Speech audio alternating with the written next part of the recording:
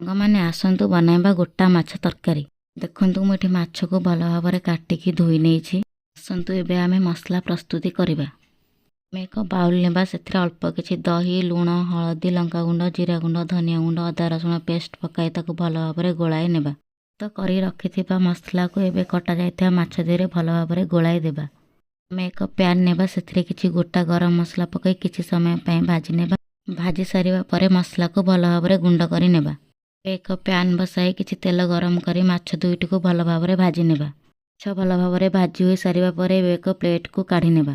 PAN ନେବା, ସେଥିରେ କିଛି ତେଲ ଗରମ କରି ସେଥିରେ କିଛି ଗୋଟା ଜିରା, ଗୋଟା କଟା କଞ୍ଚା ଲଙ୍କା, ପିଆଜ, ଅଦା ରସୁଣ ପେଷ୍ଟ, ପ୍ରସ୍ତୁତ କରି ରଖିଥିବା ଗୋଟା ଗରମ ମସଲା ଗୁଣ୍ଡ, ହଳଦୀ ଗୁଣ୍ଡ, ଲଙ୍କାଗୁଣ୍ଡ, ଜିରା ଗୁଣ୍ଡ, ଧନିଆ ଗୁଣ୍ଡ, ଲୁଣ, ଚିକେନ ମସଲା ପକାଇ ଅଳ୍ପ କିଛି ପାଣି ଦେଇ ଭଲ ଭାବରେ ଫ୍ରାଏ କରିନେବା। ଆମେ ଫ୍ରାଏ କରିବା ପରେ ସେଥିରେ କାଟି ରଖିଥିବା ଟମାଟୋକୁ ପକାଇ ଭଲ ଭାବରେ ଫ୍ରାଏ କରିନେବା। ପାଣି ଦେବା, ପାଣି ଫୁଟି ଆସିବା ପରେ ଭାଜି ରଖିଥିବା ମାଛକୁ ପକାଇ ଅଳ୍ପ ସମୟ ପାଇଁ ଘୋଡ଼ାଇ ରଖିନେବା। ଦେଖନ୍ତୁ ଏବେ ଆମର ପ୍ରସ୍ତୁତ ହୋଇସାରିଛି ଉଷୁନା ଭାତକୁ ଗୋଟା ମାଛ ତରକାରୀ। ମାନେ ବି ଘରେ ବନାନ୍ତୁ, କେମିତି ଲାଗୁଛି କମେଣ୍ଟ କରନ୍ତୁ।